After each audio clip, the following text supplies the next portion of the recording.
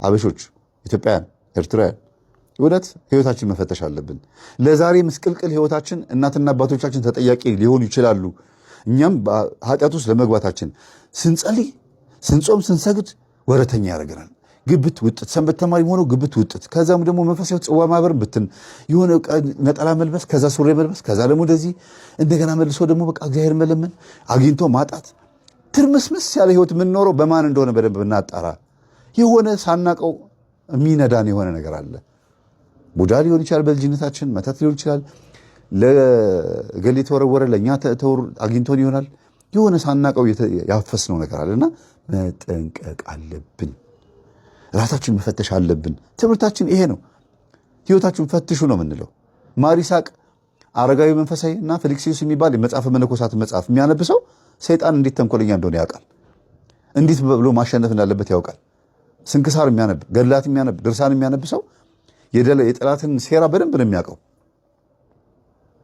እያንዳንዱ የቤተክርስቲያኖች መጽሐፍቶች በራሳቸው የራሳቸው የሆነ ኃይል አላቸው። ግን የበለጠ ደግሞ ጠላታችሁን ማወቅ አለባችሁ። እንዴ ሰው ከአእምሮ ንጹህ ሆኖ ንቁ ሆኖ በጣም ብሩህ ሆኖ እግዚአብሔርን እኮ የሚያመልከው ጤነኛ ሲሆን ነው፣ መንፈሳዊ ሲሆን ነው፣ ወይም ደግሞ የመናፍስትን ሴራ ሲያውቅ ነው። መጽሐፍም ስናነብ እኮ የሚገባን እኮ ጠላታችን ስናውቀው ነው። ለምን እንዳናነብ የሚያደርግ መንፈስ እንዳለ መጽሐፍ ቅዱስ ላይ ስለተጻፈ። ክርስቶስ ምን አለ? ገበሬው ዘርን ዘራ፣ አንዱ በጭንጫ ላይ፣ አንዱ በሾክ መካከል፣ አንዱ በመንገድ ዳር ወደቀ። በጭንጫ ላይ የወደቀው ስር አልሰደደም። በሾክ መካከል የወደቀው ስር ሰዶ በቀለና ሾክ ያዘው። ሾክ ማን ነው? ከተወለድን በኋላ የሚይዘን የቡዳ መንፈስ አይደለም። እንደገና በመንገድ ዳር የወደቀው ደግሞ ወፎች መጥተው ለቀሙት ይላል። አያችሁ፣ የተማርነው ትምህርት በአእምሯችን ውስጥ ያለውን የሚለቅም አለ። ክርስቶስ ወፎች ያለው አጋንንት ብሎ ነው የተረጎመው። ወፎች ያልኳችሁ አጋንንት ናቸው፣ የሰማችሁትን ትምህርት ከአእምሯችሁ ይወስዳሉ ብሎ ተናገረ። ከዚህ በላይ መጽሐፍ ቅዱሳዊ የሆነ ትምህርት አለ? ወንጌል ተምረን መተን በተግባር መፈጸም አንችልም። ታይት ለብሳ ቤተክርስቲያን ተምራ ሄደው ከዚህ በኋላ ታይት መልበስ ማቆም አለብኝ፣ ከዚህ በኋላ ይሄ ነገር ማቆም አለብኝ፣ ቤት ውስጥ የሚካደም ነበር ቡና ማፍላት ማቆም አለብኝ፣ ይሄ ሊፕስቲኩን ኮስሞቲክሱን ቀለሙን ማቆም አለብኝ ምትል ሴት እድለኛ ናት። እቤት መታ ግን ትረሳዋለች። በቃ እንደገና አሁንም አርጊው ነው የሚላት። ሁሉ ነገር ኃጢአቱን ድገሚበት ይጣፍጣል ነው የሚላት። ለምን? ወፉ መጥቶ ይለቅመዋል፣ ይወስደዋል። ለዚህ ነው ይሄንን ወፍ እንዴት አድርገን መያዝ እንዳለብን ነው ያስተማረን ክርስቶስ። ግቡና አዳምጡት፣ አንብቡት መጽሐፍ ቅዱስን። እንዴት ወፉን እንደምንይዘው ንቁበት፣ እወቁበት፣ አጋልጡት፣ ግለጡበት ነው የሚለው። የማይገለጥ የተከደነ የማይታይ የተሰወረ ወደ ግልጥ የማይመጣ የለም፣ ሁሉ ነገር ግልጥ ይሆናል ያለው ክርስቶስ። ይኸው ለዘመናት ታቅፈነው የነበረውን አቴተ ጨሌ ቡና ሲካደም የሚለፈለፈው፣ ቤተክርስቲያን ስትመጡ ደብተራው በዳፍ የሚያነበው እድል የሚቆጥረው ዞዲያኩ፣ ይሄ ሁሉ ነገር ተጋለጠ። የደብተራ ስራው ስልማሽ ቅጠል በጣሹ እንደ ጥበብ ይታይ የነበረ ሁሉ ነገር ሲጋለጥ፣ ከዛ በኋላ እኛ እንደ ጥፋተኛ እንደ ወንጀለኛ እዛ ውስጥ ያሉት ማይክሮፎን የጨበጡት አብነት ትምህርት ቤት ያሉት እኛን የሚሳደቡት ደግሞ እንደ ጤነኛ ተቆጠሩ አይደለ? ሁሉ ነገር ጊዜ አለው፣ በጊዜው ይፈታል። ይሄን የሚቃወምልን ጳጳስ ፓትርያርክ ይመጣል፣ እኛን የሚያግዘን አባቶች ይመጣሉ። በህይወት እስካልን ቢያሳየን ደስ ይለኛል። ከሌለስ በዘመናት ሂደት ደግሞ ህዝቡ ነቅቶ ከነዚህ አባቶች የሚጠበቅበት ጊዜ ደግሞ ይቀጥላል ማለት ነው። እና የምናስተምረው ትምህርት እንዲህ ያለውን ቤተሰብ ወደ መንፈሳዊ ህይወት ለማምጣት እስከሆነ ድረስ ይሄ ትምህርት አሁን ቆራቢን ያደረጋቸው ይህን ቤተሰብ የዘመናት ጠላታቸውን ያሳወቃቸውና እኔ እንጃ አንዳንድ ጊዜ እኔ አሁን ይህ ድል አድርጌ ወደ ቤቴ ስገባ ምን አለበት ባይቃወሙን፣ ግን ይህን የመሰለ ነገር እንደምናገለግል መጥተው ባዩልን እላለሁ። ሁሉንም የሚቃወሙትን አባቶችና ምዕመናን በአጠቃላይ መዘምራን አገልጋዮችን በሙሉ ለምንድን ነው የሚቃወሙን እንዴ? ተይዘው ነው። በእርግጥ ግን ሰው እኮ እየበላ እየጠጣ እየለበሰ ስራ እየሰራ ደሞዝ እየተቀበለ ነው። ማስተዋል እኮ ይችላሉ፣ ቢያንስ መራመድ ይችላሉ። ቢያንስ እኮ ማንበብ የሚችሉ ሰዎች ናቸው። ኳስ አይተው ይደሰታሉ፣ ድራማ አይተው ይስቃሉ አይደል? ሀዘን አይተው ያለቅሳሉ፣ ሰርግ አይተው ይደሰታሉ። ይሄንን ፊልም የሚያደርግ እኮ ሰው ጤነኛ ሰው ነው ብዬ አስባለሁ። ታዲያ ይሄን ትምህርት መረዳት እንዴት አቃታቸው ሲባል በማለዳ መያዝ፣ ዛር ከልጅነት ጀምሮ በዚህ ነገር ፕሮሰስድ መሆን። እግዚአብሔር ለሁላችንም ልቦና ይስጠን። ሰላም ነው። የተማረ ሰው ለምንድን ነው የምታጠቁት እንዴ? ተማረ ጥሩ ነው። ምክንያቱም ሲገባው የኛ አንዳንዴ ያለ በተለያዩ ነገሮች ሳይንስ እንላለን። ይሄ ሳይንስ ነው ብለው ለማሳመን የተማረ ሰው አይቸግረው። ለምሳሌ ቡዳ የሚባል ነገር የለም ሚለው ለማሳመን የተማረ ሰው ይሻላል። ያልተማረ ሰው በቃ ይሄ ጸበል ቢሆን ይሻላል ይላል። ይሄ ሕክምና ውሰዱ ይሄ እንዲህ ነው ብለህ መርፌ ትንሽ ይወጋና እኛ መለስ እንላለን። ቡዳ አይደለም ቡዳ ቢሆን እኮ በመርፌ ተውም ይላል እኛ እንላለን። ስለዚህ ሰይጣንም ሲያመው ፍርፍር ምናምን ሲል ይሄ የሚጥል በሽታ ሊጀምር ነው እንልና ሐኪም ቤት እንወስድና ኪኒን ቃም እናደርጋቸዋለን። ከዛ ምልስ እንላለን እንዳይነቃብን። በዛው ከቀጠለን ሰይጣን ነው ሊባል ነው። ምልስ እንልና ከዛ ኧረ ተሻለው ይሄ እኮ የሚጥል በሽታ ነው እንላለን። ደግሞ በሳይንሱ ኤፒሌፕሲ ምናምን እንላለን። ኤፒሌፕሲ ምናምን ትላለህ? አዎ በተማሩት እንደዚህ ምናምን። አሁን እቺን ሰሞኑን ሳልጀምራት ነበር። ይሄ ፕሮዳክቲቭ የሚባለው ሳላል አይደል ወፍራም የሚያስተፋው እሱን ከዛ ቲቪ ነው እንዴ ሲል ቲቪ አይደለም ስለተነቃብህ አንተ ነህ አለችኝ። ስትጸልይ ስትመጣ አሁን ምንም እህበል ምንም የለ ምንም ሳል ጠፋ። ለምን እንዴ ተነቃብኝ። አሁን ባይነቃብኝ ሐኪም ቤት ብትሄድ ከዛ እነሱን ራጅ ሲያነሱ እዛ ቁጭ እንላለን። ወይ 10 ገበሬ ከማሳሳት አንድ የተማረ ሰው ማሳሳት የቱ ይበልጣባችሁ? አንድ የተማረ ይሻለናል። ለምሳሌ አስተማሪ ከሆነ ሙሉ ተማሪውን ያጠፋል። እያጨሰ ከፈለገ በር ላይ ያጨስና መምህር ያጨሳል። ሮል ያደርገዋል። እሱ ሞዴላችን አስተማሪያችን ያጨሳል ይልና ተማሪውን ቁሬ አንስቶ ያጨሳል።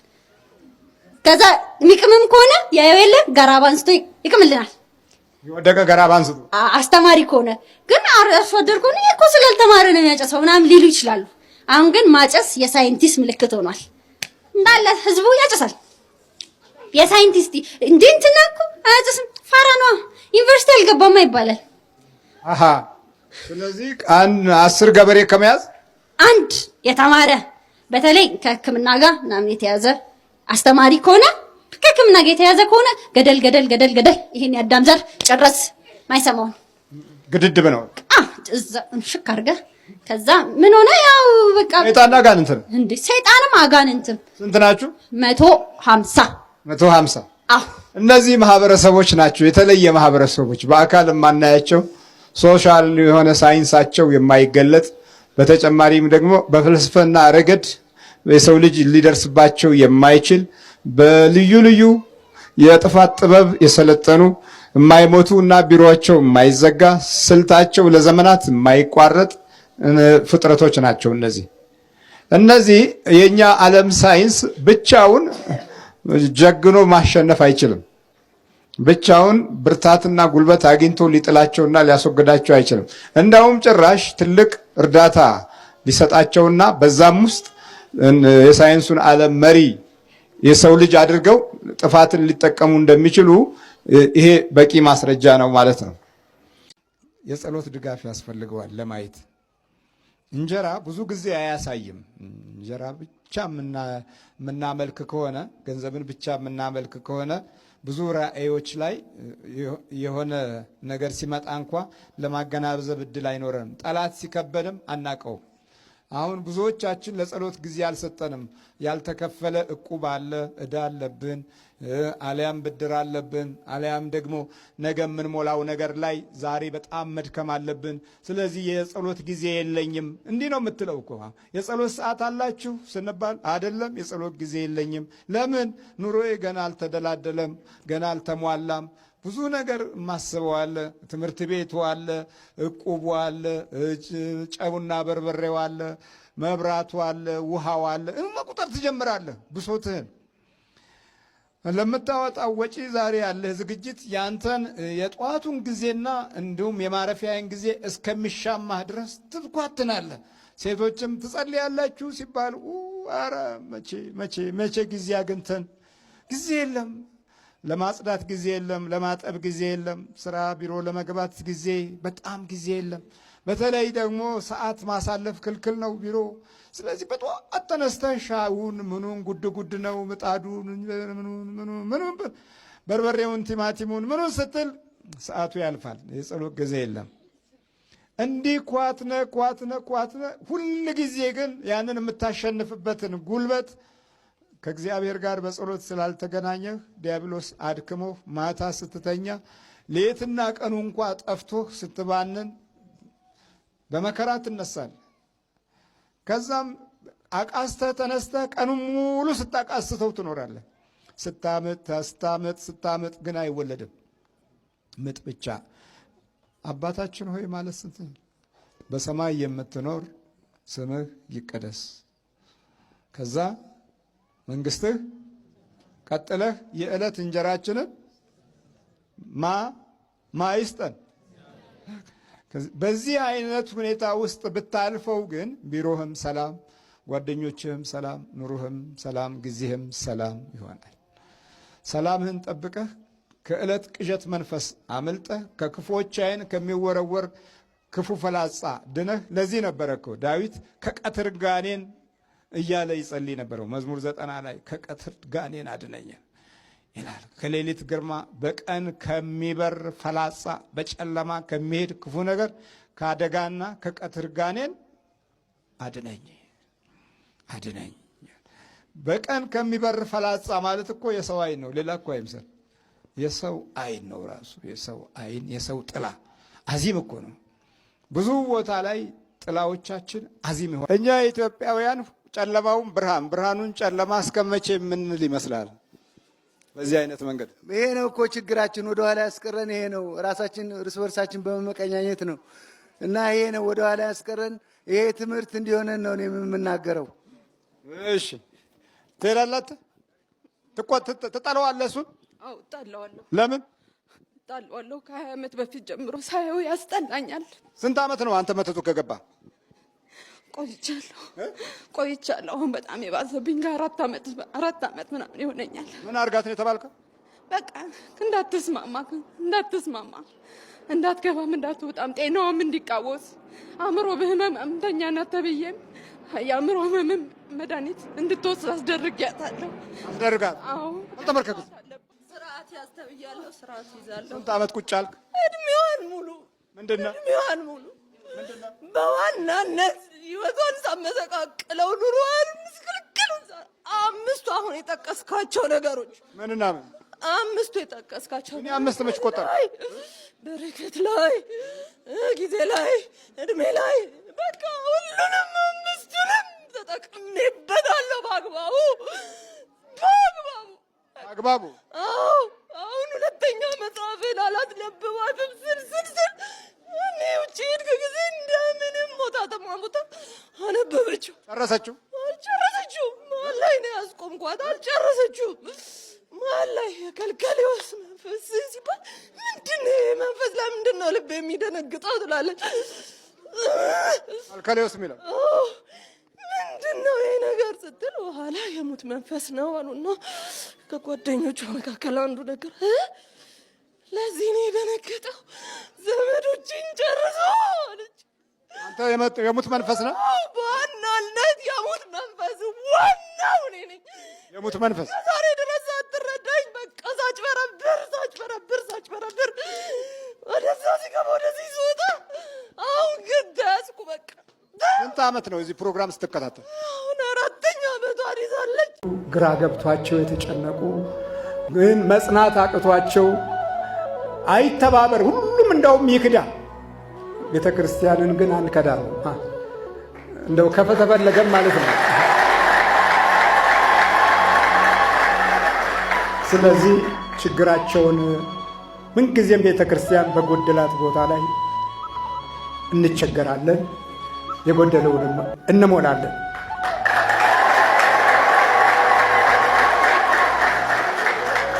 የቤተ ክርስቲያናችን ትልቁ ችግር አስጨናቂው በከበረ ነገሯ ላይ ሁሉ እጁን ዘረጋ ያለው መጀመሪያ እጁን ሲዘረጋ ፍቅራችንን ነው የወሰደው። ቀጥሎ የውስጥ የህሊና ክብራችንን ነው የወሰደው። ቀጥሎ ደግሞ አንድነታችንን ነው የወሰደው። ቀጥሎ ሞገስና ጸጋችንን ነው የወሰደው። ከዚህ በኋላ ብንናገር አያምርብንም። ከዚህ በኋላ ብናወራ አንደመጥም፣ ተወስዷላ። ከዚህ በኋላ ብንሰብክ ጋዜጠኞች ነን። ከዚህ በኋላ ብንጮህ ሰቆቃው ነው ኤካ። ከዚህ በኋላ ኡኡ ብንል አቤቱታ ብናሰማ ባቢሎን ነው ድምፃችን፣ ባቢሎን ነው። ስለዚህ በባቢሎን ከማልቀስ ዛሬ በእያንዳንዳችን ልብ ውስጥ ይህንን ጠላት ለማስወገድ ብንችል በረከታችን ከሕይወታችን ጋር ይሆናል። ስለዚህ አባታችን እስከ ሚያዝያ ድረስ ሰርቼ ጨርሳለሁ ብሏል። እኛም ከጎናችን ሆነን እንሰራለን፣ ቦታው ድረስ እንሄዳለን።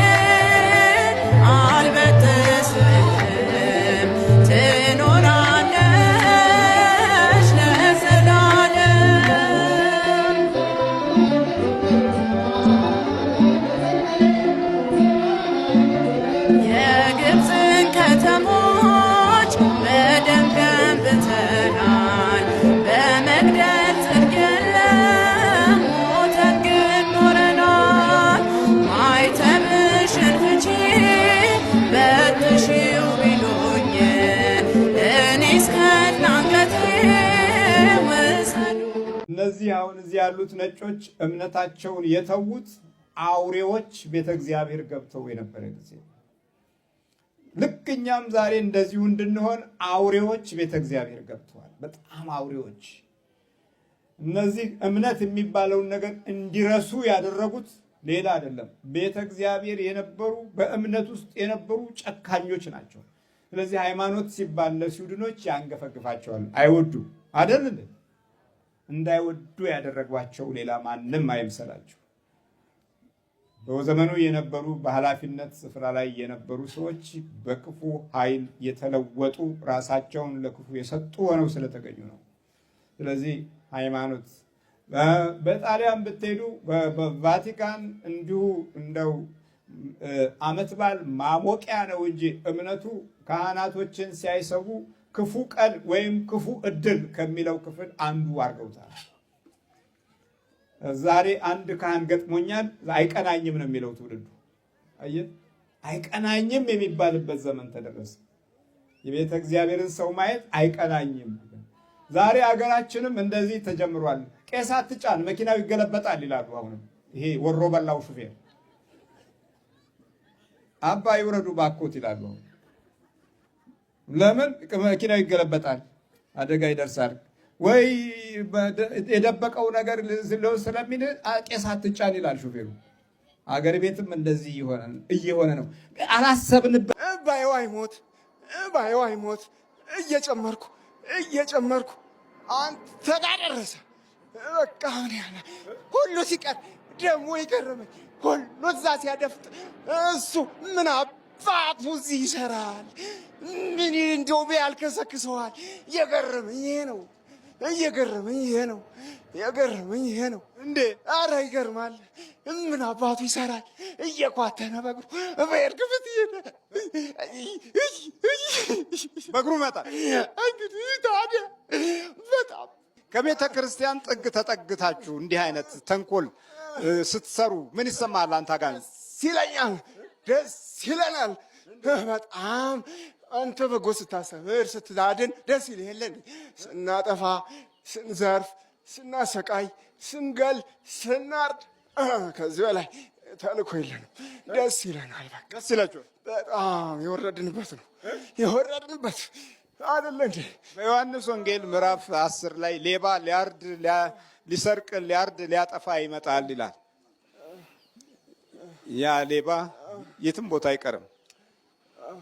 ምንጊዜም ሌባ አለ።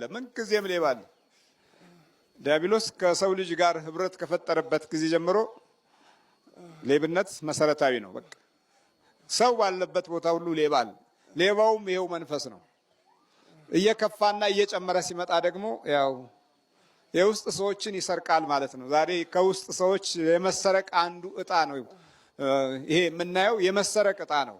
ግን ደግሞ ያው የእግዚአብሔር ኃይል በልዑል መጠጊያ የሚኖር ሁሉም በሚችል አምላክ ጥላ ውስጥ ምን ይላል ያድራል እያለ ያቃጠለኝ እያለ አቃጠለኝ። ምን እያለ እስቲ እንደሱ እያለ አቃጠለኝ በለው። አልችልም እንደሱ እያለ ግን አቃጠለኝ። እንደው በይ አሁን አንድ ጥያቄ ልጥቀስ። ሲቀድስ የት ትወዳለህ? የት ትሄዳለህ? ውጭ ቆማለሁ። 20 ዓመት ሙሉ ቁጭ ብለህ እንዴ! እንኳን ሲቀድስ ሲጸልይ አልችልም። ሲጸልይ የት ትሄዳለህ? የት ትሄዳለህ? በሩ ላይ ያየኛል እኮ ድንጋይ መስልዬ ሁሉ ገብቼ ቤቱ ድንጋዩን አንከባለሁ። ከበር ውጭ ሲጥለው አየ። ወይኔ ያለ በልሙ ይታየዋል ምሰራው። ቅዱስ ቁርባን ሲወስድስ? ቆይ አልቻልኩም። እሱ ያቃጠል ውጭ ቆማለሁ አልኩ። በአገልግሎት ሲቀበልም አሁን ቢሮ ስለሚሰራ ውጭ ሲቀበል ውጭ ሲቀበል ውጭ። አዎ በቀደም ጓደኞች ጠርተውት የሆነ ቦታ ወስደው አቃጠለኝ። የት ወስደው? አሬት ጃላ ልጆቹን እኮ እዚህ ነው የሚያውቃቸው። ድንገት ጠርተውት ወሰዱት። ልብሱን ሁሉ መታጠቅ አቅቶት ቀበቶን በእጁ ይዞ ወጣ። ደነገጥኩኝ። ለምን አባክ ነው የምትሄደው አልኩት። የት ሀገር ሄዱ? ስሙን አልጠራውም። እንዴት ብዬ ልጥራው? እንዴ አብረን ኖር አልቻልኩም። ስሙን አልጠራውም ትላለህ? ክርስቲያን ነው በቃ። ዲያቆን ይዘህ ስሙን አልጠራውም ትላለህ? እሱ ይጥራው። እኔ እንዴት ያ ደስታ ያመጣው ያ ደስታ ለሰው ልጅ ያመጣው ያ ሰይፍ ያዘው ማን? ቅዱስ ገብርኤል። አዎ 20 ዓመት ሙሉ አገልግልሃል አብረህ? አዎ እንዴ 40 ዓመት እንዴ ከዛ በላይ ሌሎቹ ላይ ያለው አይደለ እንዴ? ግማሹን አይነ ስውር፣ ግማሹን ጎባጣ፣ ግማሹን ሰንካላ። እዛ መጽሐፍህ ላይ የመተት የመጨረሻው ውጤትን ያንብበው። በቃ ሁሉ የመጨረሻው ውጤት እንደዛ አድርጌ ቁጭ አድርጌዋለሁ። ስንት ሰው ገድለሃል አሁን አንተ? አረ ቁጥር የለውም ማለት ደፍተራው ላይ አብረህ እያጠቃ ማለት ነው። አዎ ስንት ሰው አጥፍተሃል? አረ ስንቱን እያነብኩ እዚህ አንድ አገልጋይ እንዲህ ምንድን ነው አንገቴ ላይ ሲለው አንቀ ግደል የተባለ ነው ሲለው ነው እንዴ ያለ እኔ ነው ለካ አንቀኝ ነበር እያለ አንገቴ ቀጠቀ። አንገትህን አንቀ ግደል ነበር የተባልከው እንጂ በተፈለገው አቅጣጫ። እስቲ እንዴት ነበር የምታንቀው? እንዴ ስንት ጊዜ ነው ሄዳነው ታንቀው? አዎ እንዴ ትን እያስባልኩ በመንገድ ላይ ጸሎት። እስጢፋኖስ ስንት ዓመት አገልግሏል? 30 ዓመት 30 ዓመት። በህፃንነቱ እኮ ነው እኔ የበላሁት። በህፃንነቱ ገና የ13 ዓመት ልጅ ሆኖ እኮ ነው ከዝቋላ ገዳመት። ወይኔ 13 ዓመቱ። አዎ እዚህ ጋር ሲያገለግል አየሁት። ልብሱን ላዩ ላይ ቀደድኩበት። ተካፈሉ አልባሴ ለርዕሶሙ ይላል ብሎ አናደደኝ። ቀደድክበት? አዎ ቀደድኩበት። ከዛም ውሃ ጠማኝ ሲል ሰጣሁት። በውሃ በጠላ አድርጌ ጠጣ። ጠምቶሃል አልኩት። የሰኔ ማርያም ሰኔ ማርያም። አዎ ከዛ ግራ ጎኑ በሙሉ ነደደ። ይሄ ጓደኛው እዚህ ያለ ያውቃል። ህዝብ በሙሉ ተሰብስቦ ጸለየለት። ሳጥኑን ሁሉ መቆለፍ ተጀመረ። ከዛ ጊዜ ጀምሮ የምን ሳጥን? የምግብ ሳጥናቸውን ሁሉ ነቁ። አንድ ጋር ነበራችሁ በሳጥን እንዴ? አዎ አንድ ጋር ነበርን። የምትበሉት የምትጠጡት አንድ ላይ ነው የምንበላው፣ አንድ ላይ ነው የምንተኛውም፣ አብረን ነው የምንተኛው። መታችሁም ጋራ መታችሁ ሌላ ቤት ነው ያለው። እኔ እነሱ አንድ አልጋ ላይ ነበር የምንተኛው እና በጠላ ጠጥቶ ታሞ ነበረ። ያው የስራይ ተሰርቶበት ነበር እና ተኝተው ነበረ። ያ መግቢያው ነው ስራይ የሚለው ቃል በሚስጥር ነው እንደዚህ አይነት ተንኮል መሆኑን ማናቅ አልቅሰን ነው የቀበርነው። እንግዲህ ሲሞት አዎ ከወጣ በኋላ አሁን ነው ጉዳዩን ያወቅ ነው እንደዚህ መሆኑን። ጉድ እኮ ነው። ያህል ዘመን ቁጭ ብለህ ተደብቃ። አዎ እንዲህ አይነት ምስጢራዊ ሰዎች ለረጅም ዘመናት ከመናፍስት ደባ ጋራ ሸምቀው ይቀመጣሉ። በመንፈሳዊ ጉዳይ ላይ ጠለቅ ያለ አካሄድ የሚሄዱ ከሆነ በመናፍስቱ ዓይን ያዩዋቸዋል። አካሄዳቸውን፣ አኗኗራቸውን፣ የወደፊቱ እድላቸውን፣ ተስፋቸውን መናፍስቱን በመጠየቅ ከወዲሁ ለማጨንገፍ ደባቸውን እግረ መንገዱን ይሰነዝራሉ። ክፉ መንፈስ አይለይም። የጠላትነት ባህሪው ላይ ያለውን ዓላማ አይተውም። ወደ ቤተ እግዚአብሔር ቀድመው የተጠጉ ሰዎች በመራራ የክፉ መንፈስ አገዛዝ እንዲወድቁ የሚደረገው ትግል ከመናፍስት አንጻር እና ከኛ ግንዛቤ ሁኔታ ሲታይ የመናፍስቱ ይበልጣል። ምክንያቱም መናፍስቱ ደባቡ በጣም ሰፊ ነው። ቢመቸን ከሱ ጋር እንዲህ እንሆን ነበር። ቢመቸን መቼ እንዲህ እንሆን ነበር። ስላልተመቸን በአገልግሎቱ ላይ ምን ተጽዕኖ አሳድረበታል? በአገልግሎቱ እንዲተኛ አረጋለሁ። አልችልም ግን እንዲተኛ ማለት እንዳይጸልይ ማለት አይደለም። ለአገልግሎቱ እንዲሁ ኖርማል እንዲሆን ፍዝዝ እንዲል ደካማ እንዲሆን በቃ መተው በቃ ማዘናጋት። አዎ። በእንትንስ በትምህርቱ በመንፈሳዊ ትምህርቱ እንዲህ ለምን አባቱ ይማራል እንዴ? አንዱ ይሄ አይደለ እንዴ? ለምን ይማራል? ቅኔውን ምኑ ለምን እንዴ? እኛም እናውቀውን ድረስ እኛም አላወቀን ቅኔውን እንኳን እሱ ሊያውቅ እንዴ? እሺ ለምን አባቱ እየሄድን ሌሎቹን ሁሉ ቅኔ ዛሬ ቢቀኝ ነገ ወስድበታለሁ፣ እሰልበዋለሁ። አዳም ወዴት ነህ ያልከኝ፣ በፍቅር ድምፅ ፈለከኝ። አልብሰኝ ነጩን ልብስ፣ እወድሃለሁ ኢየሱስ፣ አከብረሃለሁ ክርስቶስ።